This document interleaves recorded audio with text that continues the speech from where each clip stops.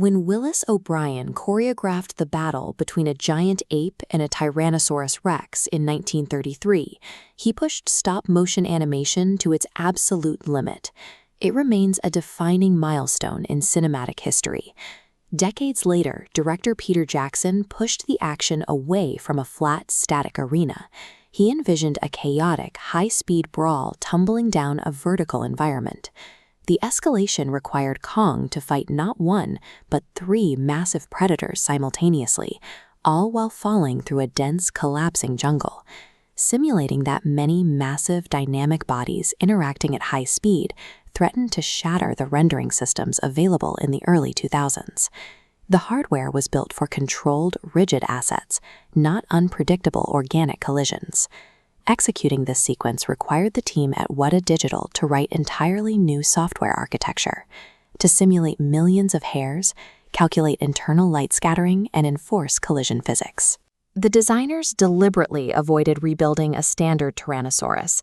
Instead, they mapped out the Vastasaurus rex, imagining an apex predator trapped on a sinking, isolated landmass for an additional 65 million years.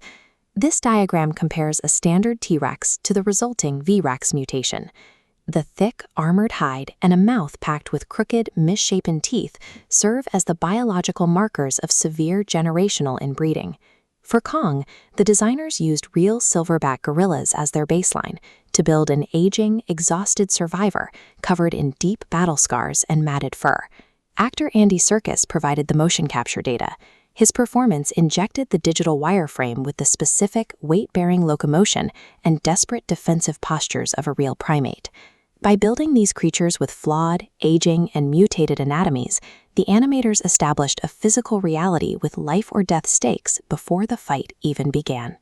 Taking those heavy, detailed models and throwing them off a cliff presented a massive logistical hurdle. The software had to track the falling trajectories of 4 giant bodies at exactly the same time.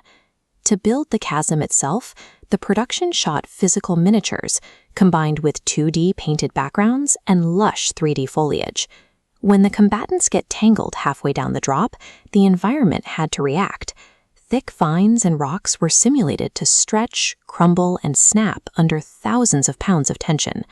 Weta developed a custom Maya plugin called Putty to manage the chaos. It mathematically flagged the exact coordinates where teeth, claws, and vines made physical contact. Without these rigid parameters, the computer would allow a dinosaur's jaw to simply phase through Kong's arm. The software enforced solid boundaries to maintain the illusion of dense mass hitting dense mass. The Bonobo program read texture maps to generate 4 million hair strands. But standard rendering treated them as opaque cylinders, bouncing light off unnaturally. The Marshner algorithm solved this by calculating how light penetrates the fiber, refracts, and scatters out. The simulation team then wedged thousands of digital leaves, clumps of mud, and dried blood directly into the fur, programming the debris to shift naturally with gravity and wind. If the light fails to scatter through the fur accurately, the subject instantly looks like a cartoon. The audience's empathy is sustained by these microscopic lighting calculations operating in the background. Beneath the rendering algorithms is a straightforward narrative, a tired animal pushing himself to the absolute limit to protect his human charge from predators. The brawl resolves with Kong prying open the remaining predator's mouth until the bones snap, executing a direct homage to the finishing move from the 1933 film. The techniques engineered to execute this sequence, from deep scattering hair shaders to rigid body physics and heavy water simulations, became foundational tools for visual effects pipelines. Many complex digital environments, dense character simulations, and modern visual effects operate on frameworks pioneered during this production.